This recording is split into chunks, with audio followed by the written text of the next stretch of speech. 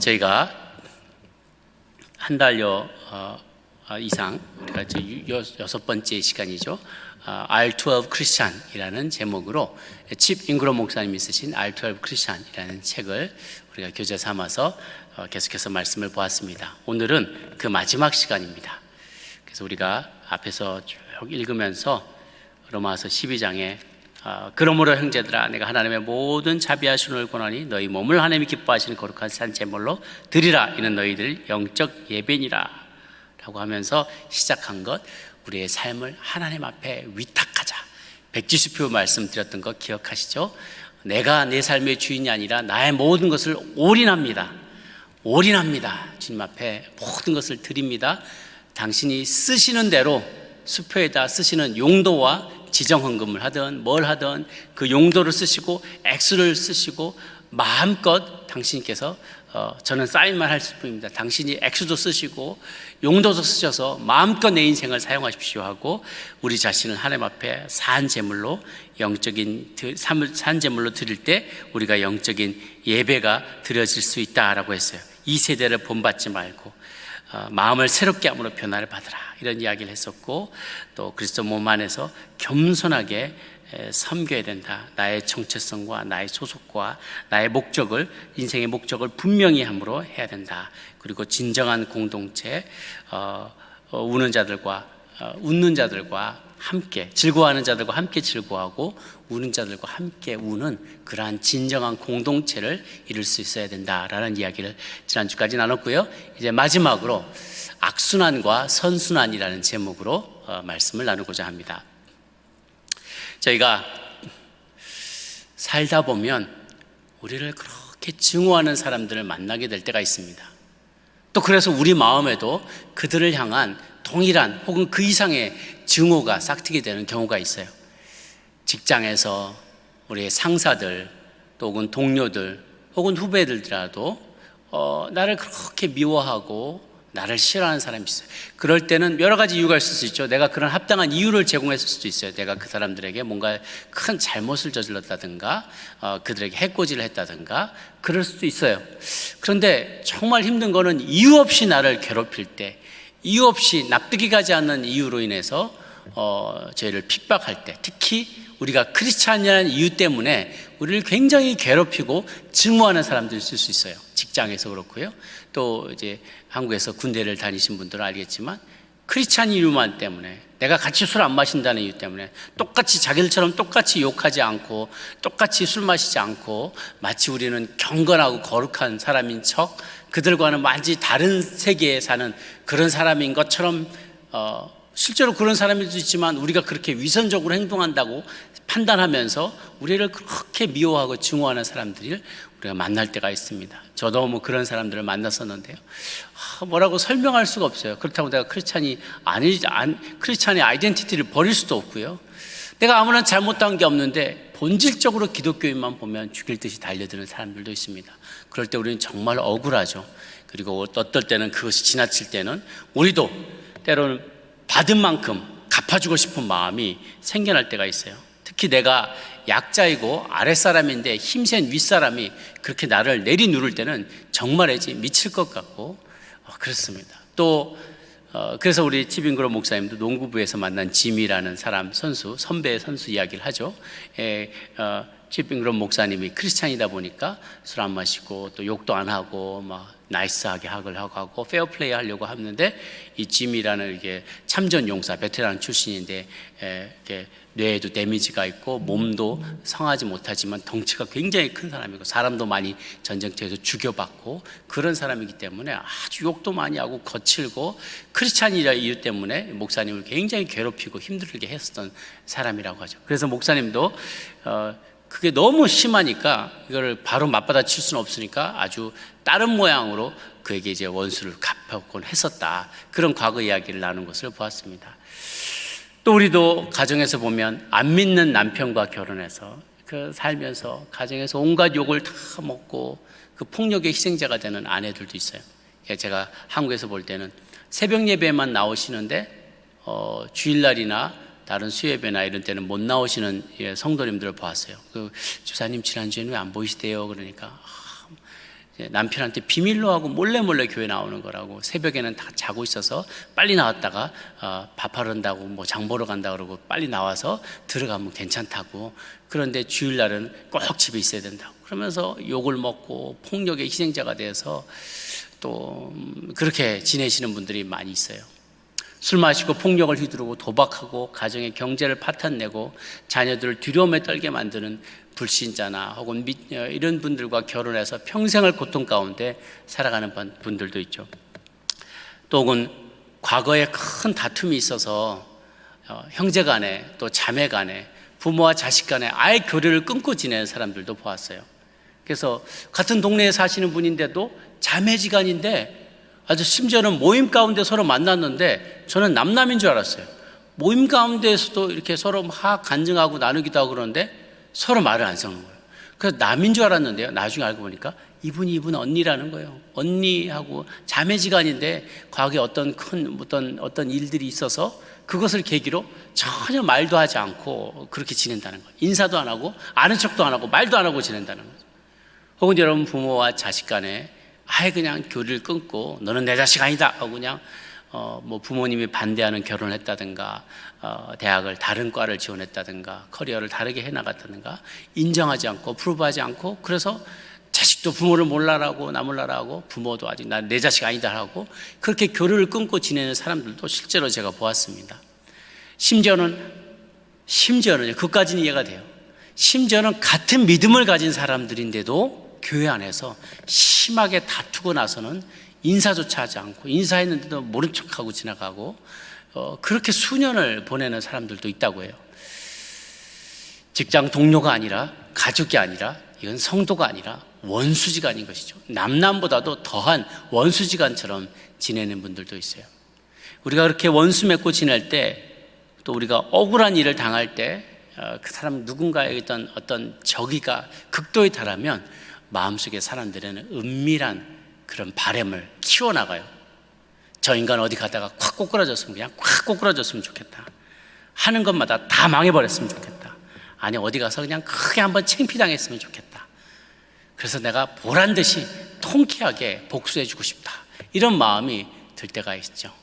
그래서 아까 말씀드린 집 목사님도 농구부의 짐이라는 그 선배가 늘 그 면박을 주고 사람들 앞에서 그렇게 모욕을 주고 좀 뭐 젓가락같이 말랐다느니 뭐 할 줄 아는 게 없다느니 농구는 뭐 흰둥이라느니 뭐 이름을 가지고 놀리기도 하고 뭐 그럴 때마다 막 얼굴이 화끈화끈해지고 마음이 막 분노가 나서 믿기 전에는 그 사람한테 패스를 할 때도 그냥 이렇게 정상적으로 패스를 하는 게 아니라 백패스로 뒤로 그냥 다른 데 쳐다보면서 백패스로 확 던져버린다는 거예요. 그러면 이제 보통은 이제 운동을 잘하는 사람들은 언제든지 준비하고 있다 그걸 딱 잘 받아야 되는데 이 사람이 이제 월남전에 참전하고 이게 참전 용사이다 보니까 몸이 이제 반사신경이 예전만 하지 못한 거예요. 덩치는 크고 키도 크고 그렇게 하지만 그래도 전혀 예상하지 못할 때 확 던져버려가지고 그냥 공을 받으려다가 못 받고 얼굴에 퉁 튕겨 맞거나 창피를 당하거나 코치한테 정신 안 차리고 있다고 막 욕을 먹게 하는 식으로 소극적으로 복수를 했었다는 거예요. 이게 패시브 어그레시브 리벤지인 거죠. 그냥 그런 식으로 할 때 우리 마음이 그렇게 다 하고 싶은 거예요. 나한테 해코지했던 사람, 내 마음에 나를 창피를 줬던 사람, 그걸 꼭 마음에 꼭 간직하고 있다가 언젠가 사람들 앞에서 아주 공개적으로 면박을 주고 이렇게 하는 것이죠. 그런데 오늘 성경을 보니까 14절 말씀에 너희를 박해하는 자를 축복하라, 축복하고 저주하지 말라라고 하셨어요. 너희를 박해하는 자를 축복하라, 축복하고 저주하지 말아라. 또 아무에게도 악을 악으로 갚지 말고 모든 사람 앞에서 선한 일을 도모하라. 할 수 있거든 너희로서는 모든 사람과 더불어 화목하라 라고 했어요. 왜 이렇게 명령하실까? 자, 우리는 나와 원수진 사람에게 그것을 보복을 하면 문제가 해결될 거라고 착각을 해요.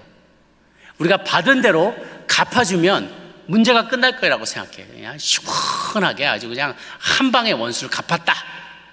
근데 실상은 그게 끝이 아니라는 거죠. 엔드 오브 스토리가 아니에요. 하나님께서 그렇게 명령하신 것은 결코 악을 사랑해서가 아니에요.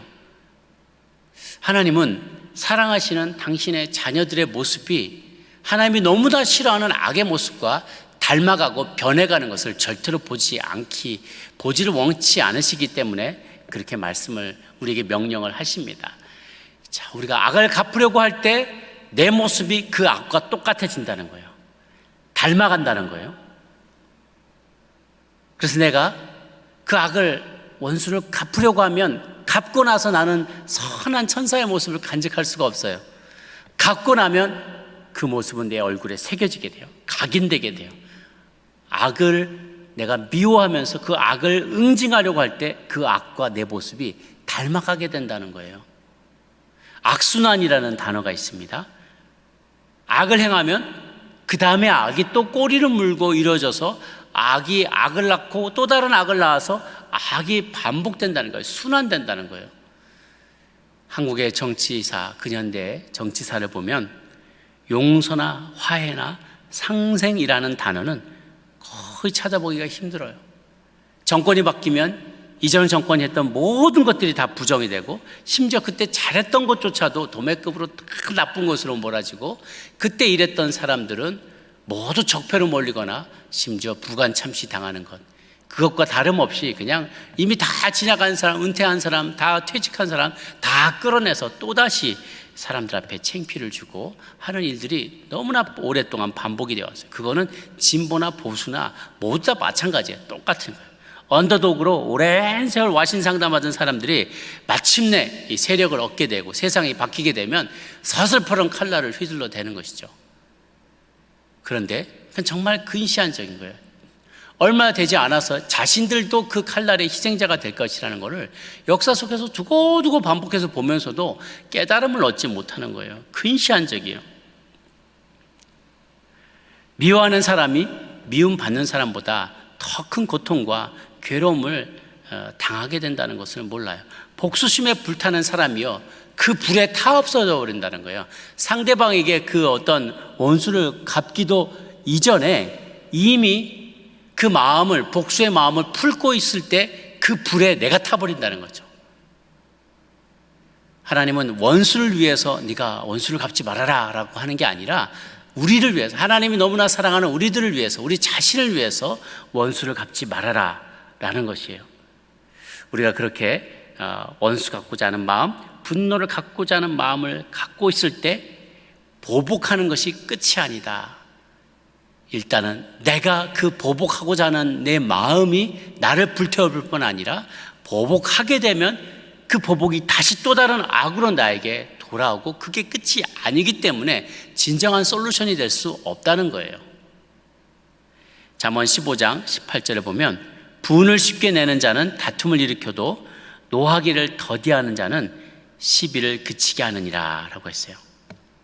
돌아가신 한경진 목사님은 목회의 성공의 비결은 싸우지 않는 것이다. 싸우지 말아라 라는 거예요. 물론 여기에 단서가 있습니다. 할 수 있거든 너희로서 모든 사람과 더불어 화목하라 라고 했어요. 할 수 있는 역량이 있고 우리의 한계를 넘어가는 일들이 있습니다. 이것은 사적인 보복을 금지하는 것인데요, 어떠한 행위의, 악한 행위의 범위가, 스코프가 사적인 관계를 넘어가게 될 때는 그것은 내 영역이 아니라는 거예요. 할 수 있거든 이라는 말은 사적인 보복을 금지하는 것이지, 그 범죄로 인해서 많은 사람들이 고난당하여서 그 범죄가 이미 공적인 영역으로 확장되었을 때는 그것은 다른 원리가 적용이 된다는 것입니다. 공적인 죄의 영역은 우리가 용서할 수가 없어요. 예를 들면 그렇게 하면 범죄를 독려하는 행위가 될 수가 있죠. 은행 강도를 용서해 줘야지, 사랑해야지. 은행 강도는 은행에 많은 저금을 했던, 저축을 했던 수많은 사람들의 피와 땀과 눈물들이 녹아있는데 그거를 강도가 한순간에 다 가져가 버리면 수많은 사람들이 피해를 입게 되죠. 이거는 공적인 영역이라는 거예요. 살인자를 풀어줘야 되는, 우리 용서해야 되지 않느냐, 살인자 다 풀어줘야 되지 않느냐. 그러면 그 살인자를 풀어주면 다니면서 또 살인할 수 있게 용인하게 되고 기회를 제공하게 되는 거예요. 그거는 사적인 영역이 아니라 공적인 영역이기 때문에 그것은 다른 원리가 적용이 됩니다. 로마서 13장에는 하나님께서 정의를 집행하기 위해서 정부를 세우시고 법을 시행하신다고 말씀하셨어요. 이것은 사회적인 다툼이기 때문에 이것은 범죄이기 때문에 이거는 사적인 영역과는 다른 부분이죠. 오늘 말씀의 대상과는 다른 것입니다. 그래서 본회퍼는 미친 운전자가 버스를 막 광기 어린 광기에 사라진 운전자가 버스를 막 몰고 가고 있다면 어떻게든지 그를 제압해야 한다, 그를 제거해야 한다 하면서 히틀러의 정부에 대해서 공적인 저항을 하는 것이 왜 옳은지를 설명했던 그런 일이 있습니다. 이 부분에 대해서는 13장에 해당되는 것이니까 따로 설명을 드리고, 오늘은 사적인 영역, 그러니까 할 수 있는 영역을 말하는 것입니다. 할 수 있거든, 할 수 없는 너무 커버린 그 범죄 영역이 많은 사람에게 피해를 입히는 공적인 범죄가 아니라 내 개인적으로 내가 할 수 있는 부분이 있다는 거예요. 나에게 원수진 사람, 내 마음만을 아프게 한 사람이 있다면 내가 개인적으로 그 사람의 그 죄악을 내가 용서해 줄 수 있다는 거예요. 선을 선으로 갚고 악을 악으로 갚지 않고 선을 도모하고 할 수 있거든 그 사람, 많은 사람들과 화목하게 지낼 수 있다는 것입니다. 19절 말씀에 이어 설명합니다. 19절 함께 읽습니다. 시작. 내 사랑하는 자들아, 너희가 친히 원수를 갚지 말고 하나님의 진노하심에 맡기라. 기록되었으되 원수 갚는 것이 내게 있으니 내가 갚으리라 하고 주께서 말씀하시니라 라고 했어요. 여러분, 우리가 기억할 것은 하나님은 우리에게 축복의 권세는 주셨어요. 축복의 권세. 축복은 뭐냐? 복을 비는 권세예요. 그러니까 내가 사실은 내가 복도 아니에요. 나는 복의 통로로 쓰임받는 거죠. 그래서 저 사람 제발 복을 주세요 주님, 저 사람에게 복을 내려주세요 라고 우리가 구할 수 있어요. 이게 축복, 복을 구하는 권세입니다. 복이 내게 속한 게 아니잖아요. 하나님의 복의 근원 대신 복의 근원 강림하사 우리가 찬양하지 않습니까? 하나님의 복의 근원이십니다. 그 복의 근원이 제발 복을 저 사람에게 내려주십시오 하고 간구할 수 있는 권세, 이게 축복의 권세예요. 나는 그럴 때 내가 축복의 복의 채널이 되어서 그 사람에게 복이 흘러갈 수 있도록 내가 구하는 것이죠. 그런데 하나님 우리에게 축복의 권세는 주셨지만 저주의 권세는 주시지 않았어요. 누구를 해치거나 누군가에게 나쁜 일이 일어나도록 기원할 권세를 우리에게 주지 않았어요. 사극 같은 데 보면은 장희빈 이런 사람 여자들이 막 궁궐 안에서 암투를 벌이면서 자기의 원수 같은 여자들을 인형 같은 걸 막 그려놓고 바늘로 콕콕콕 찌르면서 막 창을 던지고 그러면서 나쁜 일이 일어나게라 막 이렇게 저주라는 거 있죠.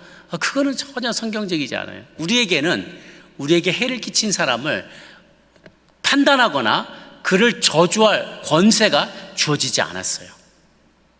그래서 친히 원수 갚지 말라고 합니다. 자력구제하지 말래요. 스스로 자기를 구원하고 자기 스스로 이 원수를 갚는 일들을 하지 말라고 하십니다. 하나님은 왜 그러냐면 우리 자신이 얼마나 악한지 쉽게 유혹에 무너지는지를 잘 아시기 때문에 그래요. 그래서 구약에 보면 눈에는 눈으로 이에는 이로 갚으라라고 명령을 하셨어요. 그 말은 그래 원수 갚아도 된다라고 명령한 게 아니라 제한을 두신 거예요. 고대에 보면 법 없이 사는 사람들이잖아요. 내가 누군가 내 눈을 다치겠어요? 상하게 했어요. 그러면 내가 찾아가서 그래 네가 내 눈을 아프게 했지, 아프게 한 거 그만큼 내가 너에게 해를 줄게 콕 하고 이렇게 하지 않는다는 거예요. 내 눈을 상하게 한 사람이 있으면 가서 내가 목숨을 끊어버리는 그런 분노에 사로잡히게 된다는 것이죠. 아주 그냥 막 분노에 사로잡혀서 묵사발을 만들어내지 않고는 이 화를 사귀지 못하는 거예요. 못한다는 것을 또 통제하지 못한다는 걸 주님이 너무나 잘 아시는 거죠. 내가 내 손으로 원수를 갚게 되면요, 영원한 재판장이신 하나님의 권세와 역할을 내가 빼앗는 것이 되는 거예요. 하나님 좀 비켜보세요. 내가 이 사건 정말 잘 알거든요. 이거 정말 객관적으로 판단할 수 있는데 자기가 이해 강사자가 자기가 인버브되어 있는 사건을 자기가 재판장을 서겠다는 거하고 똑같은 거예요. 여러분, 이해 당사자가 내가 저 사람하고 다툼이 있는데 저 사람을 저기다 앉혀놓고 내가 재판장이 될 수가 있나요? 세상 법정에도 그렇게 안 되잖아요. 근데 우리가 얼마나 그런 일들을 자주 하는지 몰라요. 하나님 비켜보세요. 내가 이 사건은 정말 객관적으로 판단할 수 있는데 저 인간 얼마나 나쁜 인간인지 하나님 잘 모르실 거예요. 모르시니까 잠깐 비켜보세요. 내가 잘합니다. 저 사람 정말 죽어마땅한 사람이야. 아주 그냥 한 100년쯤은 교도소에서 썩어야 될 인간이에요. 저 가진 걸 다 몰수해야 돼요. 저 사람 저 자리에 있을 사람이 아니에요 라고 판단하고 내가 이 모든 것을 주관하고 원수가 없는 것을 내가 다 한다면 이거는 엄청난 교만이라는 거예요. 여러분, 우리에게 그렇게 해코지 않은 그 사람의, 내게 늘 욕하는 사람, 늘 알코올에 쩔어 있는 사람, 늘 도박하고 경제를 파탄내는 남편과 또 나를 그렇게 미워하는 크리스찬이라는 이유 때문에 나를 그렇게 미워하는 사람이 과거에 어떤 경험을 했길래 그러한 결론에 이르게 되었는지 우리는 아무도 모르잖아요. 아무도 우리는 다른 사람의, 우리에게 그렇게 아픔을 주는 사람의 또 다른 그 사람이 당한 아픔과 과거의 경험들을 우리는 다 모릅니다. 그 사람이 과거에 어떤 목사님에게 사기를 당했을 수도 있고 장로님에게 얻어맞았을 수 있고 아주 그렇게 믿음 좋다고 말하던 아내가 바람피워서 이혼하게 됐을 수도 있고 그런 그 각 사람의 과거는 우리가 모르는 거예요. 이 사람이 지금 나에 대해서 막 나는 그 사람이 잘못했다고 얘기하지만 사실 따지고 보면 내가 내 잘못된 건 내 눈에 들보는 보지 못하고 다른 사람의 그 작은 죄악을 크게 생각하는 것일 수도 있어요. 그러니까 우리는 완벽하게 객관적이지 않고 우리는 완벽한 인포메이션을 갖고 있지 않습니다. 그런 내가 공의를 집행할 수 있을 만큼 의로운 사람이라고 착각하는 그 착각에서 벗어나지 못하는 경우가 얼마나 많은지 몰라요. 또한 우리가 하나님께 심판을 맡겨드리지 못하고 조급하게 내 손으로 자력구제하겠다라고 하는 이유 중에 하나는 우리 하나님이 공의의 하나님이라는 사실을 충분히 믿지 못하기 때문에 그래요. 조급하게 나서서 원수 갚으려는 사람은요, 실제로 그 내면을 들여다보면 믿음이 없는 사람이에요. 충분히 내 안에 믿음이 없는 사람이에요. 그러니까 내가 나서서 심판하라는 것이죠. 그래서 가만 보면은요, 제가 중요한 말씀을 드립니다. 자기 주장이 강한 사람은 믿음이 없는 사람이에요. 그거는 성격의 문제가 아니에요. 그것은 성숙의 문제예요. 자기 의견이 강한 사람이 있어요. 리더들 가운데서도 직장에서나 가정에서나 회사에서나 교회에서나 리더들 가운데 자기 주장이 굉장히 강한 사람이 있어요. 저 사람은 원래 좀 성격이 그래서 그래, 이해해야 돼. 이해하는 문제가 아니라요, 그거는 성숙의 문제예요. 성격의 문제가 아니라 성숙의 문제입니다. 자기 주장이 강하고 양보하지 않고 타협하지 않고 분란을 일으키는 사람, 화평하지 못하는 사람은 성격의 문제가 아니라 성숙의 차원입니다. 아직 덜 성숙한 거예요. 그리고 믿음이 없는 거예요. 하나님에 대한 믿음이 없는 거예요. 양보하는 사람, 이렇게 다 너그럽게 이렇게 해도 좋습니다, 저렇게 해도 좋습니다, 중요하지 않은, 핵심적이지 않은, 본질적이지 않은 문제를 얼마든지 양보하는 사람은요, 그것은 언젠가는 공의로우신 하나님이 이 모든 것들을 합력하여서 선을 이루게 해주시고 정리해 주실 것을 내가 믿기 때문에 기다릴 줄 알고 그 하나님에 대한 믿음이 있기 때문에 내가 심판자가 되지 않으려는 거예요. 남을 심판하는 사람은 하나님의 자리에 가 있는 교만을 부리고 있다는 것을 잊지 말아야 할 것입니다. 그래서 성숙한 사람, 믿음이 있는 사람은 기다립니다. 하나님의 심판을 기다릴 줄 압니다. 공의의 하나님을 확실하게 믿습니다. 그렇기 때문에 끝까지 선을 행할 수가 있는 것이죠. 20절 말씀 함께 기록하겠습니다. 시작. 내 원수가 줄이거든 먹이고 목마르거든 마시게 하라. 그리함으로 내가 숯불을 그 머리에 쌓아 놓으리라. 자, 이제는 단계가 더 나가는데 하나님은 그저 원수를 갚지 말라는 단계에 있는 것이 아니라 더 나가서 적극적으로 선을 행하라는 거예요. 원수가 배고파다 보면 먹을 거 주고 목마르다 보면 마실 것도 주어라. 적극적으로 선을 행하라는 거예요. 참 이거 용서하는 것도 힘들어 죽겠는데 이거 선을, 그 사람에게 더 선을 행하라. 이건 미치고 환장할 노릇이죠. 이게 어떻게 맨정신에 가능하냐는 거예요. 그런데 주님은 뱀처럼 지혜롭고 비둘기처럼 순결하라고 하셨어요. 가만 생각해 보면 이렇게 말씀하시는 게 하나부터 열까지 다 정말 지혜로운 하나님의 말씀이라는 걸, 그리고 이치에 맞다는 걸 알게 돼요. 악순환을 이야기했어요. 반대로 우리가 선순환이라는 단어에 대해서 한번 좀 생각을 해볼게요. 악순환과 선순환. 아까 내가 악에 대해서 악으로 갚으면 이게 마음이 후련해지잖아요. 순간적으로 마음이 후련해져요. 근데 그 후련해지는 기분은 하루도 안 갑니다.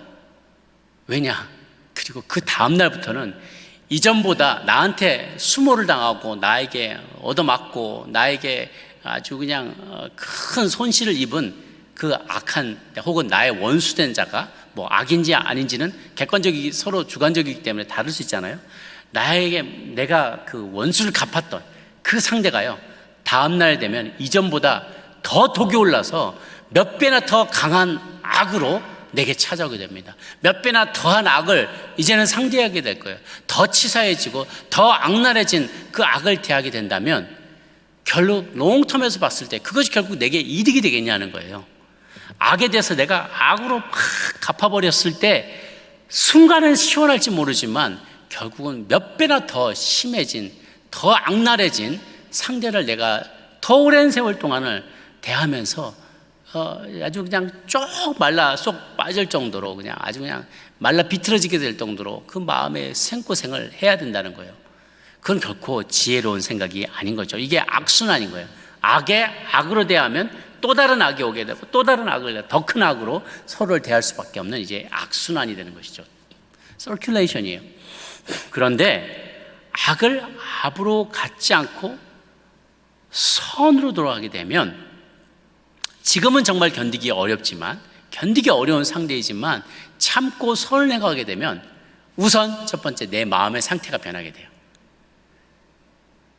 상대방을 바라보는 나의 관점이 바뀌게 되면 내 마음이 이제 일단은 내 마음이 녹아지게 돼요. 그러면 살만합니다. 이게 막 소송이 막 이어지고 막 누군가 다투고 막 그리고 서로 얼굴도 보지 않고 뭐 그런 사람들이 일수록요, 가만 보면은 그거를 똑같이 맞받아치는 사람은 똑같이 말라가요. 내가 원수라고 생각하는, 적이다고 생각하는 사람, 원수라고 생각하는 사람과 똑같아지면서 똑같이 쏙 살이 빠집니다. 그런데 상대방에 대해서 아유, 저 사람도 오죽 그랬으면 저랬을까, 이해가 된다. 아니, 저 사람 나쁜 마음이 아니라 동기는 원래는 선했는데 하다 보니까 이렇게 됐구나. 이게 이해하는 마음, 상대방을 이해하는 마음으로 자꾸 대하게 되면 똑같이 싸우더라도 이쪽은 마르지 않아요. 이쪽은 계속 행복해요. 여유가 있어요. 편안해요. 어떤 결과가 오더라도 절 마음이 편안한 것이죠. 그리고 두 번째는요, 그렇게 내가 상대방을 대하면 상대방의 마음이 녹아지게 돼요. 그리고 부끄러워지게 돼요. 하나님이 역사하시게 돼요. 그리고 시간이 흐르면 하나님의 때에 상대방이 회개하고 돌아오는 역사가 이루어지게 돼요. 혹은 내가 정말 하나님 보시기에 잘못했다면 내가 회개하는 일들이 이루어지게 돼요. 물론 내가 먼저 회개하는 일들이 선행되어야만 할 것입니다. 회개해야 내 마음의 상태가 변하고 관점이 바뀌니까. 내가 회개하고 상대방을 다르게 보게 되면 그 상대방의 마음이 녹아지게 되면서 하나님이 역사하시고 돌아오는 것은 악으로 처음 대했던 분이 이제는 선으로 그것을 바꿔서 응대하게 된다는 것이죠.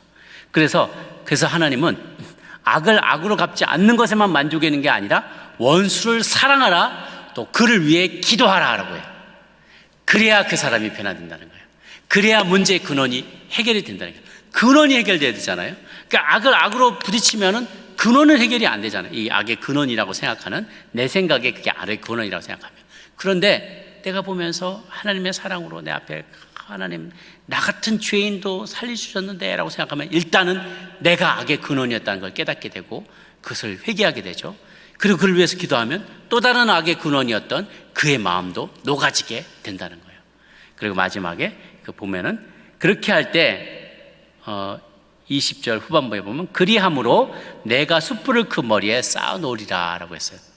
숯불을 머리에 쌓아놓으라는 표현은요, 고대 이집트의 의식까지 거슬러 가는데요, 누군가가 자기가 잘못한 것을 깨달으면 그때 머리에다 숯을 얹고 그 위에다 접시를 하나 올린 다음에 거기다 불이 붙은 숯을 거기다 올려놓고 그러고서는 온 마을을 돌아다닌다 그래요.